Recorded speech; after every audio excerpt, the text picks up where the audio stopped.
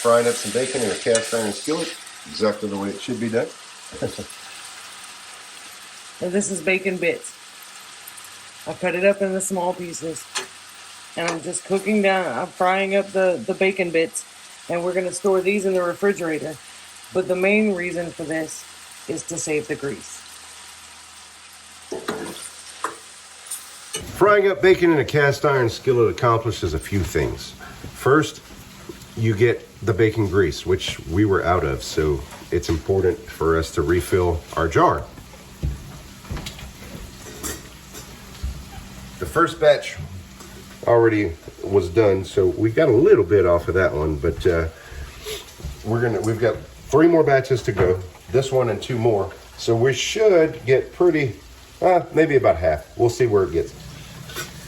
This package of bacon right here, even though it's a store brand, is pretty expensive nowadays. But this package of bacon ends and pieces was $6. So, I mean, we don't care what the bacon looks like when it's finished, because our main goal here is the grease. We're saving the grease. Well, not only that, but we're cutting it up into small, tiny pieces anyway to use it for bacon bits. So it doesn't really matter the types of cuts and stuff like that. It would matter if you're using the bacon to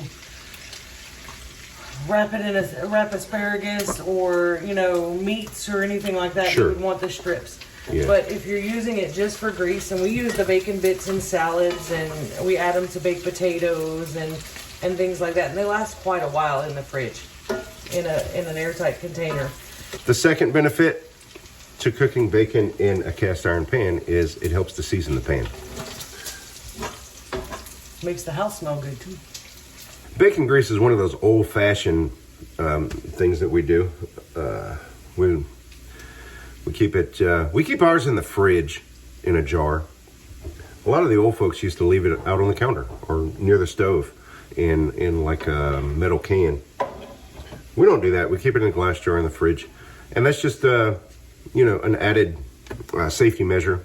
Keeping it in the refrigerator keeps it from going rancid. You can keep it out on the stove, out on the countertop, but in Louisiana our weather is hot and humid, so oils tend to go rancid pretty quickly. So in cooler climates, it's probably not as dangerous to leave it out on the counter.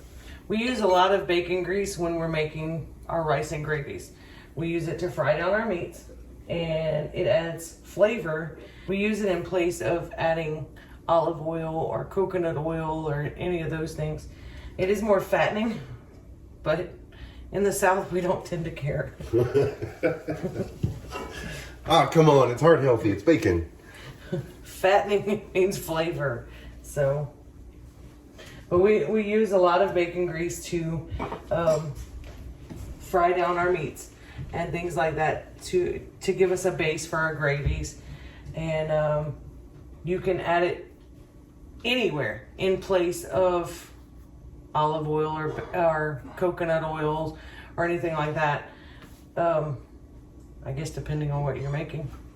Cajun food especially is known for a very robust flavor, and bacon grease helps to enhance that, in my opinion. So when we fry down our seasoning vegetables like onions and bell peppers and celery, we like to use bacon grease for a little more pop of a flavor instead of things like butter or vegetable oil. If we don't have bacon grease on hand, we have been known to use butter or vegetable oil. Butter, I believe, is a close second to bacon grease. Now, when I say that, I'm talking about real butter, not margarine. When you're pouring your bacon grease into the jar to save it, if you're gonna keep it on the stove and non-refrigerated, you're gonna wanna strain out all of those little meaty bits. We just leave those in because ours is stored in the fridge, and I think they add extra flavor.